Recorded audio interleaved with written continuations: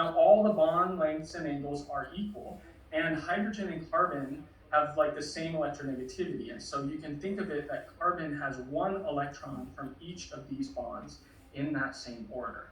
So if I sort of take away all the hydrogen atoms, we get all of these equal sp3 orbitals containing a single electron within them. Now, if I put two of those hydrogens back, I get methylene. And so from this sort of conceptual route of getting here, you can understand why methylene has a bent HCH angle and why both of the radicals are in sort of identical degenerate sp3 orbitals. And what's interesting already to me about this is it is a diradical in a triplet ground state.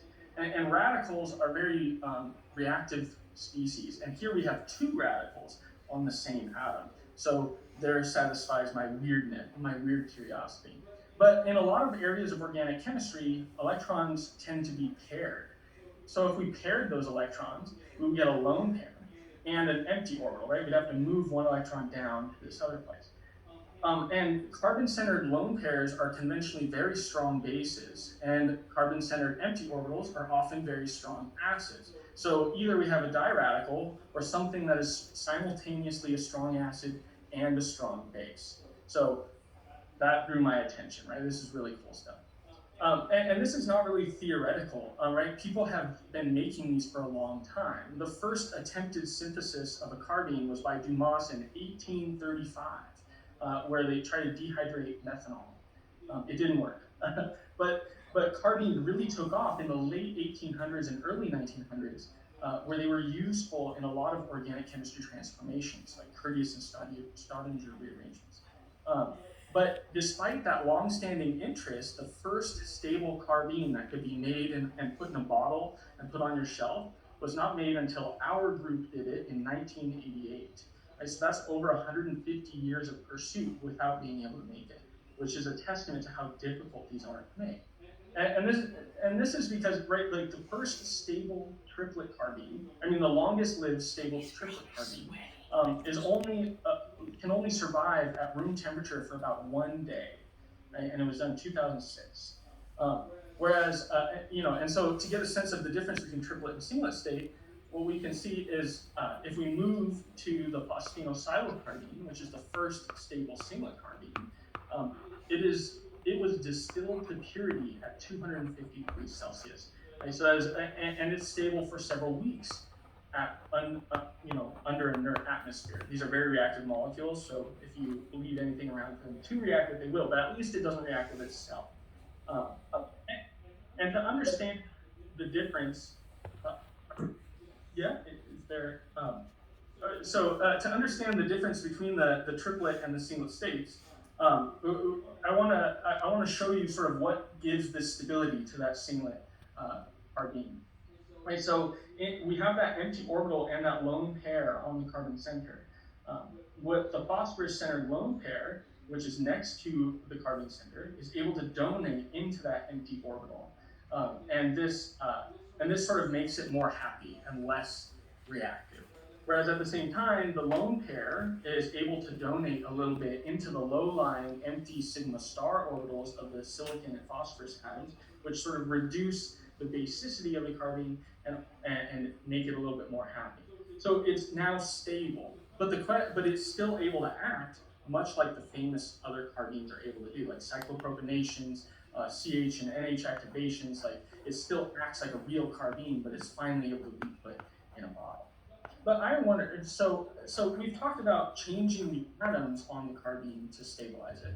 But I wondered if we could just go through geometrical parameters to manipulate the electronic structure. So if we just start with CH2, how could we manipulate? So if I think about methylene's ground state, right, and here I'm giving you the side view and the top-down view, and I've colored these orbitals green to kind of give a sense of the sort of the three-dimensional nature to it. But we can see that the sp3 orbitals that house these radicals have these little lobes left over, right, of the other phase. And that phase is the same phase as the substituents. And we know in chemistry that constructive interference, when orbitals are in phase, is a stabilizing interaction. And so, if the so I wondered if we sort of rehybridize this so that that other phase orbital is in the plane with those substituent orbitals, would we be able to get a larger degree of overlap? Right? And perhaps if we could get enough, it would offset the penalty we pay for pairing these electrons. And it turns out that Schaefer had a similar idea in 1986. Good. And the crossover point is about 100 degrees. Okay, so it's a triplet ground state until you shrink that bond angle and get enough overlap for it to have significant stabilization. So what we can learn from that study is that triplet carbines, which are highly reactive, if we shrink their bond angle, it will become more stable and less reactive. So I wondered if we took a stable carbine that maybe we thought was too stable, could we widen the bond angle to destabilize it and increase its reactivity? So to do so, the idea we had was to use CACs, or cyclic alkyl aminocarbines, which only use one substituent to stabilize that carbene center, one nitrogen lone pair to donate in, and one electronegative nitrogen atom to withdraw. And so because it's only got this one atom stabilizing, these carbines are really on edge. And I thought that they'd be really a good candidate for highlighting small changes and how this could affect reactivity. So if we use symmetry adapted linear combination of atomic orbitals, which is a more rigorous way of kind of constructing orbitals than what I showed you earlier, we can have constructive interference between the atomic orbitals and substituent ones to form molecular orbitals. Like you can see, this orbital has nice overlap with this one, and so it forms a strong sigma bond, got a nice pi bond. But this orbital that looks a lot like this carbene-centered lone pair is our highest occupied orbital, but it has a bit of overlap between with the substituents, and so that in a bonding sort of situation, and we know bonding is stabilizing, right? So it pulls the energy down and it pulls the reactivity down just a little bit. So if we widen the bond angle, right, let's go extreme, like 180 degrees, what happens is those substituent orbitals point directly at the node and become non-bonding, right? So we lose the stabilization, even if it's only a little bit, we lose the stabilization that the substituents gave us. And so the carbene should become more basic, and the HOMO and LUMO should come closer together, and the carbene should be more reactive. And when I use computational software to do this in a bit more quantitative fashion, like density functional theory, whether we use NHCs or CAC, moving from a 5-membered ring to a 6, does in fact increase the energy of the highest occupied orbital, that lone pair, and decrease the energy of the empty orbital, bringing those orbitals closer together and making expanded ring CACs more amphiphilic. So just as comparison, the first CAC was made in 2005 in our group, and it has a central bond angle of 106.5 degrees. The first attempt to make a ring expanded CAC was done in 2017 with the BiCAC using this rigid bicyclic backbone, which is great for a number of applications. However, for the hypothesis on ring expansion, it really, because of the rigidity of the backbone, it only widens the bond angle a little bit to 108.3 degrees. But in 2018, Corey Weinstein, let me try to give you all a bit of a better view of the man, he actually made the first CAC6, and here's the crystal structure. And it has a truly widened bond angle at 117.9 degrees. And so the questions, right, I was asking on, are the orbitals closer together, the highest occupied and the lowest unoccupied? And yes, it's true. By UV vis, we can see that the transition between the two orbitals is finally in the visible region. It used to be in the ultraviolet. And is the reactivity magnified? Well, Corey showed that if we use this large menthol substituent, which is one of the most stable substituents for the 5-member CAC, now it's too close to this reactive carbene. It undergoes reactive CH activation over it to form this ring, which we got the crystal structure of. And then Rudy comes in and shows that we're able, the flexible backbone can be sort of used for catalysis. So alpha arylation by palladium catalysis of ketones. Normally we have to use a different Pac5 for each substrate based on the steric demand. where with one Cat6, we can make all the products because the backbone is now flexible. But what we get, and what was a bit surprising to the reviewers, and which really gave us some foreshadowing, what I will talk about next, is that small geometrical changes from the different carbines actually led to very large changes in properties. And this is not always something encountered in chemistry. And so if we're trying to communicate to non-carbine experts, how are they supposed to choose which is the best carbine for a given application? And our idea is that if we can reliably quantify the changes we make on the various electronic properties of carbines, then we'll be able to give sort of a way of understanding and comparing them. Okay? So how do you compare them? Well, to characterize the carbon-centered lone pair, the most common measurement is the Coleman electronic parameter. There's a lot of techniques like it that have similar principles, but this is the most popular, so I'm just going to talk about this one at the moment. So we can use either nickel, rhodium, or iridium. I'm showing rhodium here. And if we take the IR spectrum, the infrared spectrum of a rhodium carbonyl complex with a carbene bound to it, we get a measurement of the amount of electron density pushed onto the carbonyl. And that comes from the amount of electron density on the rhodium, which is excess and can be pushed into the carbonyl. And so if we have two different carbines, which are strong donors into the rhodium metal, we can measure the CO stretch as an amount of donation from that carbene. However, most of the interesting carbines have empty orbitals, and so that can also withdraw electron density just like the CO. And so now we've kind of got this overall effect that entangles the lone pair and the empty orbital together and kind of makes this measurement not useful for comparing just the sigma properties directly. So we are currently working on a manuscript that is a different way of doing this, but I don't have really any time to talk about that today. I'm going to just go into how we measure the empty orbital. So in 2013, our group had the idea that we can make carbene phosphinidine atoms to do so. So phosphinidines have two lone pairs on the phosphorus center. And so if your carbene is weakly acidic, most of those electrons stay on the phosphorus. But if you have a very acidic carbene, you can pull electrons away from the phosphorus, form something more like this double bond. And by taking a phosphorus NMR, which is a probe of the electronic environment around phosphorus, we can see which one of these is favored based on the chemical shift. And a couple of months later, Ganter had the same idea with selenium, working under similar principles.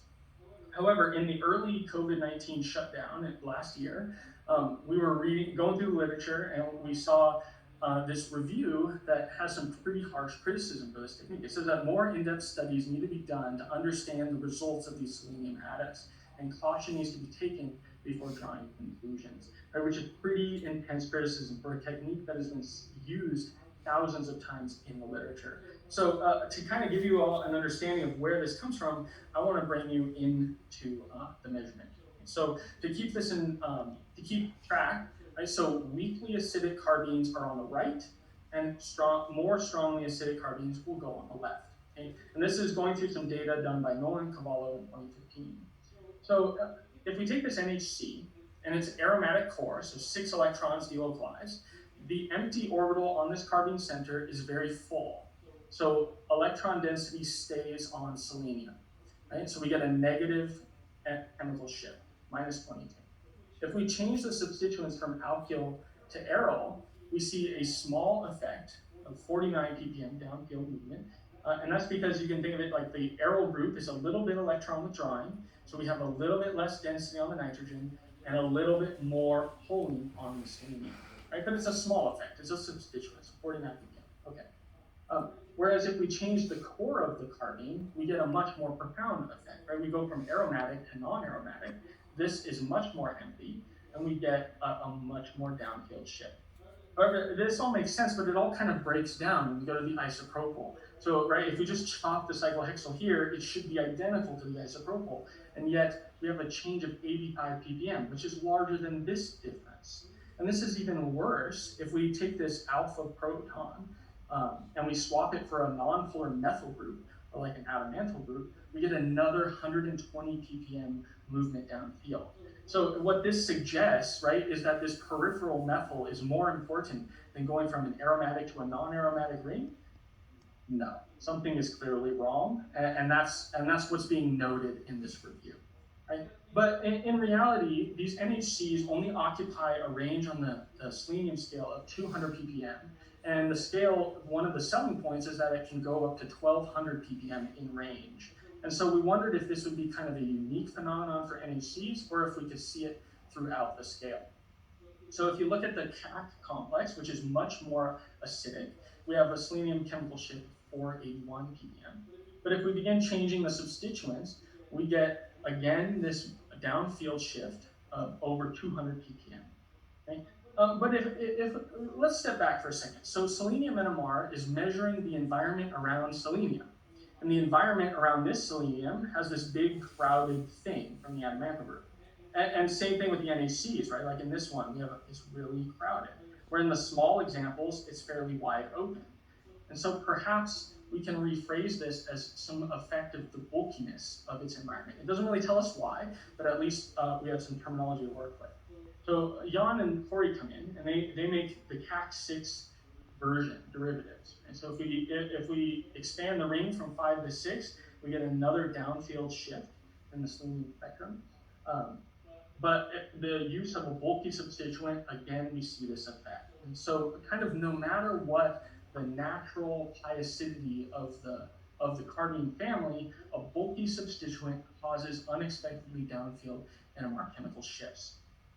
Okay, well, bulkiness is something we can see in X-ray crystallography. So let's look at the crystal structure. So we have these sort of small versions and the large ones. The large ones, you see this crowding from the big group that pushes this nearby hydrogen-selenium interaction, where that is not present when we have the small substituents. And this is true for the NHCs as well. Okay, so it seems that this unexpectedly downfield NMR chemical shift is caused by some sort of non-classical hydrogen bonding interaction between an alkyl group and the selenium. But that's a pretty weird thing. And so we don't have so many examples. So we'd like to really flush this out a little more. So in order to get some more control over the types of interactions that are occurring in this group, I have to change the backbone. Okay, so by moving to this backbone, I can now substitute the position on the group on this nitrogen and have more control over the environment around the selenium. Okay, and that recenters our scale at 616.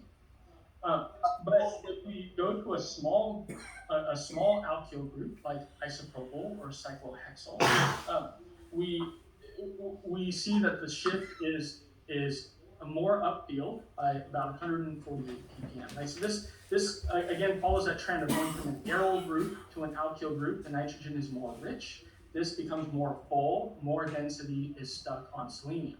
But if we go once again from a small group to a large one, we see a downfield shift to 251 ppm. And so this interaction, this interaction is still present, kind of when we're changing the substituents. But one thing that's interesting that we see is that the large group, so they actually have this interaction at 2.55 angstroms. The small groups also have a close interaction. And in fact, in both of the cyclohexyl and isopropyl, it's closer than in the large groups. And so the question becomes, why does a closer interaction sort of not turn this effect on? So let's go again to the crystal structures to get a closer look.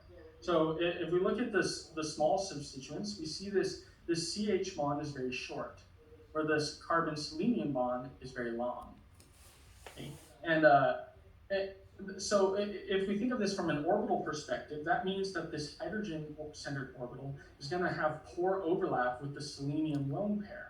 Whereas if we sort of expand the number of atoms in this ring, these hydrogens get more in line and get a better overlap. And so by having better overlap, the effect turns on. And this is true in the cyclohexyl and the adamantyl case as well. Oh, okay, so we've observed something, but the experiment, right? The experiment that we could do is if we rotate along this NC bond, this isopropyl group should begin to look a lot like the tert-butyl group, but maybe with just a hydrogen on its backbone. And so, but I cannot crystallize out rotamers. I don't have that technique, but we have a powerful tool of computational chemistry, use density functional theory. So we thought we did pursue this experiment this way. So I took the crystal structure of the isopropyl variant, and I took the crystal structure of the tert-butyl variant, and then I replaced one of its methyls with just that hydrogen. And then I re-optimized both the structures to let them relax and tried to predict their NMR spectrum. And so what we see is an isopropyl variant is predicted to have a 427 ppm chemical shift, whereas just a simple rotation along this NC bond results in a 74 ppm further downfield chemical shift. Right? And so what that tells us is that selenium NMR for the characterization of the pi accepting properties of carbons could see some real trouble in the future, where a simple rotation that's very energetically accessible can cause interactions that really confound any sort of minor effects of structural parameters when we're trying to characterize them together. And so we published this work in wanting to hoping that the field would be able to sort of address this issue as we move to the future. So I've talked a lot about carbines today, and that is, it drew me initially into the Bertrand group. They have weird electronic structure, love them. If I put them into a category, I'd call them 1-1 ambiphiles. That is, we have a lone pair and an empty orbital on the same atom. That means they react with both electrophiles and nucleophiles at the same position. But what if we moved one of the orbitals to an adjacent atom? We would now have something like a 1-2 antiphile, and they would also form multiple bonds with different active species. And I think these were pretty interesting too. And so when I first started my PhD in the Bertrand group in 2016, Eric, who's now Professor Eric Romero, had just discovered an easy way to make aminoboranes. Previously, they were thought to be very difficult to make. And so they weren't really used in organic chemistry. And so thinking about what they're useful for, of course, I think of their electronic structure. So at the boron center, we have an empty orbital, and the nitrogen, we have a lone pair, right? So 1-2 antiphile.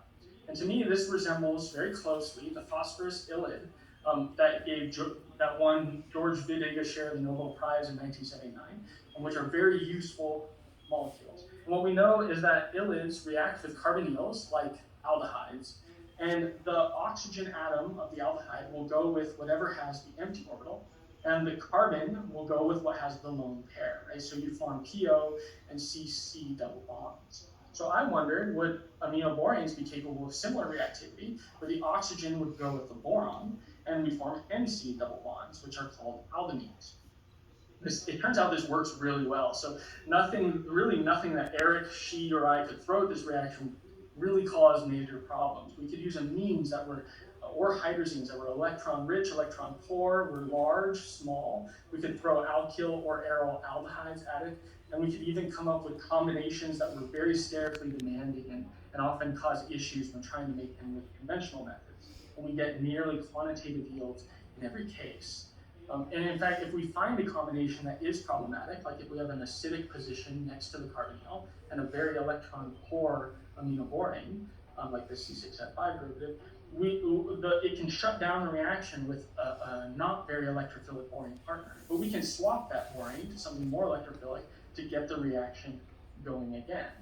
And so, if it works with everything, we wonder how this compares to other methods. So if I take sort of the most popular methods in literature, what we see is there's like simple desiccants, and here I'm using a good one, so molecular sieves, or a desiccant with a catalyst. And there was a lot of popularity for difficult substrates when using this pyrrolidine organocatalyst. And so we wanted to compare between these two methods.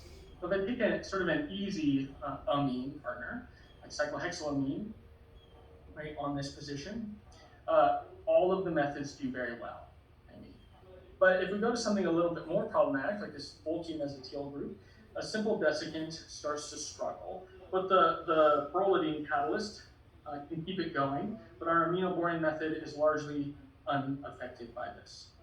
If we throw in an acidic position next to the carbonyl group, the desiccant actually does better than the catalyst, which makes sense because the catalyst is a base, acids and bases react, but the aminoborane still has quantitative yields. But if we go to something even more difficult, like the difluoro or pentafluorophenyl examples, a simple desiccant really just doesn't cut it anymore. If we throw in a catalyst, sometimes it'll work, but again, if there are acidic positions, there are problems. But we can change the boring partner and just keep it going. So the reaction works with substrates that really struggle with other methods. And so we're kind of, at this point, we're wondering, what can this reaction really take? And Eric had a really good idea of doing what we call the glorious robustus screen, but a modified version. So what he did is he took this aminoborane and he put it in a flask with all of these different additives, one at a time, not at the same time. And after an hour, he would check to see if there's any decomposition, right? And so alcohols and acyl chlorides react with the aminoborane, so it's not compatible, so we exclude those from the rest of the study. The ones that didn't affect the aminoborane, we added the aldehyde in and measured the yield 10 minutes later. And all of the other additives didn't cause problems in the reaction. So what we're seeing here is a hint into the mechanism, that the mechanism probably doesn't involve any sort of high energy intermediates. So to try to get a better grasp on what that mechanism might be, I turned to density functional theory to sort of propose a mechanism here. So just like the Wittig reaction, we found the transition state of the concerted addition of the aminoborane across the carbonyl that collapses down to a hemiaminal intermediate. Now what we need is this H and this BO group to leave, right? And RSB needs to form. We can imagine this going through a unimolecular sort of transition state of a 1,3 shift, which is a very high barrier reaction to the final product. But that doesn't seem reasonable for a reaction that goes so fast at room temperature. But what we saw is if we had the NH and the O sort of pointed in the same direction as I've drawn here, we can imagine a dimer forming, and then the proton being able to transfer, or two equivalents being able to transfer across at the same time to form two equivalents of the products. And the barrier for that is much lower than the unimolecular pathway. And so that makes more sense for a reaction that runs as quickly as it does at room temperature. But right away, what sticks out is that this hemiaminal intermediate is lower in energy than the final product in some cases. And so what that would suggest is that the product shouldn't form at all, or we should have an equilibrium. But what we always see is complete conversion to the final product. So if this reaction is in equilibrium, that shouldn't happen. So why wouldn't this be in equilibrium? So let's take for a second. So let's say we wanted to go backwards over this barrier to go in the reverse direction. What we would need to do is form a hemiaminal dimer. To do so, we have to form hemiaminals, right? And to form a hemiaminal from aldimine and BOH, we would have to have an addition across that double bond that would probably be very reminiscent of this transition state, which we know is very high in energy. And so what that means is the forward reaction, because it can form sort of a cluster like a dimer, it can go through a much lower barrier than the reverse reaction, which has to go through a unimolecular pathway. And so we can make products that an equilibrium reaction would not. But to test this hypothesis, right, that's a big claim. So this all relies on the idea that the NH and the O are able to point in the same direction. So what if we tied that oxygen backwards? So what I did is I made this aminoborane with a very electrophilic boring partner and these two basic nitrogen positions. Reaction with benzaldehyde produced this tethered heterocycle. Right? And so we see a 4-coordinated boron, 6 ppm in boron NMR, and this crystal structure. And this oxygen cannot freely rotate to form that dimer. And consequently, heating the reaction to even 100 degrees C overnight barely makes any product. And if we do VT-NMR, what we actually see is some reformation of the starting aminoborane product. So that really supports this kind of unimolecular mechanism when you can't have re-rotation. But if I reduce the number of basic groups and make this boring less acidic, it forms the ring open variant, 25 ppm boron NMR, that's tricoordinate boron. And a gentle heating to 60 C results in complete conversion to the product aldimine. And so we can go through a lower barrier if we can form dimers through free rotation, which we thought really supports this overall hypothesized reaction mechanism. So, thank you all for coming today. We talked about a lot. I first began with the orbitals of carbines and how we can manipulate them by changing structural parameters. And then after doing so, it was important to measure them accurately. So we highlighted some issues with some of the standard ways to measure it. And then I talked about developing new organic chemical reactions through an isolable analogy.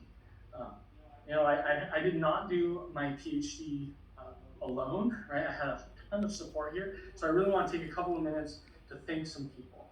First, my boss, Professor Bertrand. Your lab is such an amazing place for me to grow and like my curiosity in science. I would walk into your office, and interrupt you like any time of the day, and you would go on the board with me. You'd solve NMR spectra with me. You'd search the literature with me, and really, it just kept the passion and excitement going, even when I felt confused or overwhelmed. And so, I really appreciate the environment you've created for us. I also want a special shout out to Rudy. I think you are the best project manager I've ever encountered. I get overwhelmed by the amount of data I get, and I often get paralyzed by it. And you'll sit with me and work through it and find a way to finish the project. Yet I feel like I wouldn't have been able to publish anything if you didn't help me sort of close the deal. So thank you. Michelle, I like how we transitioned seamlessly from science to discussing how our kids are growing up. And Mo, you were one of my first mentors in the Bertrand group. Jesse, I'm grateful that we still talk almost every day, and you show me how your career is progressing, which I'm interested in doing myself. And Eric, the same, but I also have to give you a special thanks for your work in the immunoboring project. After doing all those reactions with She, and then we had the amount of reactions we were facing, I was paralyzed. And you came in and you put in serious work and pulled me sort of out of the void to get that project done, and I will never Jan, something similar. Every morning we would argue while you were in Poland about how we're going to communicate the selenium paper, and eventually it worked out. I'm so grateful for your Kofer scholarship on that. And I've worked with some amazing people in the Bertrand group. I started with Adam and Francois, who are really kind coworkers that I really liked working with. Ori, Daniel, Seema, Melinda, Victor. Socially, like I like that. We just hang out and we talk about life and chemistry, and we do it all together, and it makes it a really fun place to work. I really have to, say I'm looking forward to how Joseph, Patrick, and Alexis's PhDs turn out. Really good luck, newbies in the lab. And She, you're doing your master's, or you're finishing, maybe you even finished your master's in chemical engineering at UCLA. I'm really proud of you. You were my first undergraduate student, and I hope we stay in touch. I want to also talk a bit about the facilities. So Robert, you, when I need computational resources, you find me then. When I'm lost in error messages and how to use the software, you help me. You're a great support. And Anthony, none of my projects would be possible without NMR. And also, I really like hanging out with you and talking in the NMR room.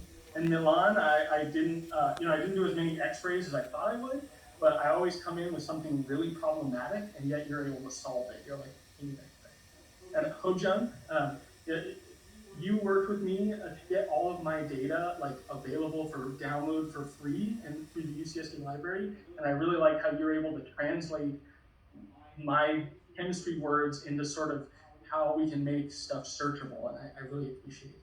And I gotta give a couple more minutes. So Professor Helen Mon from Orange Coast College. The PhD is a research degree, and it all really began with you. Right? I was a psychology major at Orange Coast College, and I had just decided I wanted to study chemistry, but like the advisors told me things like, you'll never be a chemist. We've never seen someone switch from psychology to chemistry and be successful. We strongly urge you not to do that. So I was terrified when I showed up in your organic or your general chemistry class.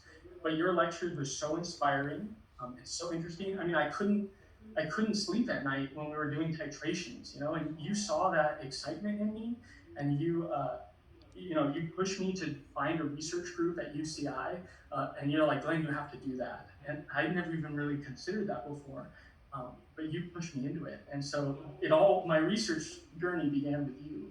And then Professor Matt Law at UCI, you're the one who took me. I hadn't taken electricity magnetism. I didn't know what a volt was. I didn't know anything about electronics, but you make nanomaterial electronics like transistors. I had no business in your lab, but you saw my excitement and you just brought me in. And, I worked with you for 3.5 years, and, it's amazing. Thank you. And, Professor John Weir, I tried to take your computational chemistry course without really the math talks to do so. But I worked and I tried, and you saw that and you brought me in and you taught me more, and you had me help make problem sets and lectures, and it deepened my understanding and my passion for teaching. So thank you. Francesco, you took me into your lab as a synthetic chemist, and knowing I would never contribute to like your theoretical work, and you taught me DFT. Thank you so much.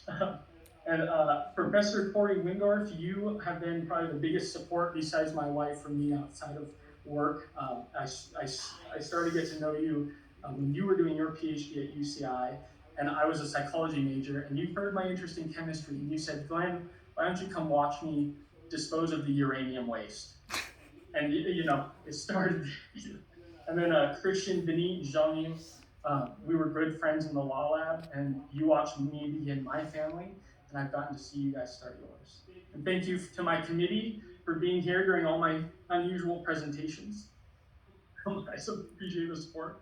And I have to give one full slide to my beautiful wife and my daughter Tanya. You guys have been here the whole time. Right? Tanya, this is my wife, and Tanya, when she was 3 days old, I was still submitting my applications to graduate school at that time. And so my growth as a father and a husband has paralleled my growth as a scientist. You've been with me the entire time. I love you both so much. Thank you for the support. You've been, it's amazing. So thank you. Thank you so much. That's it. That's what I have. Thank you so much, Glenn.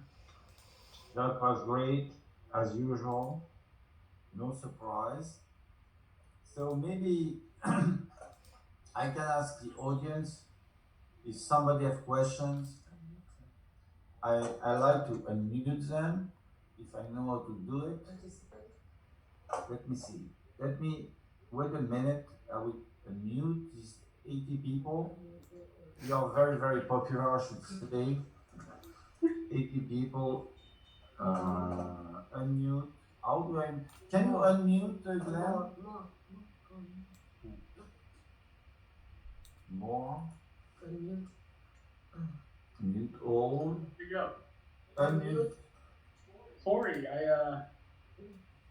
Corey has a question. Yeah, hi Glenn. Great talk. Thank you. So I had a question about some of the selenium carbene work. Yes. And you were showing some pretty large shifts over your chemical range, and you also showed a pretty large range of bond lengths in your CSE work. Yes. And I want to know, at what point is it selenium 0, and at what point would you call it selenium +2? Or is that too much? Yeah. So what we're still working on right now is really like how does that orbital interaction, right? So NMR, especially for heteroatoms with lots of electrons, part of it comes from the sort of oxidation state, but also some of it comes from the sort of the availability for transition between the nearby orbitals. And so carbenes modify that structure quite a bit. And so how does that hydrogen sort of make it easier or more difficult for the lone pair of the selenium to transition is something we're still trying to work with some theorists on. And so I don't really have the answer for you.